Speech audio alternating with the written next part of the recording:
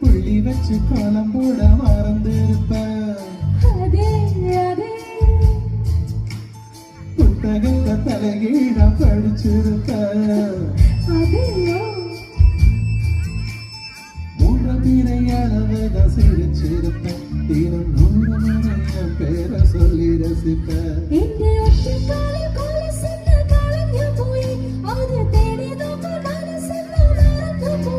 அது தப்பு இல்ல, பயப்பட தேவையில்லை. நெஞ்சுக்குள்ள காதல் வந்த சுவடு புள்ள.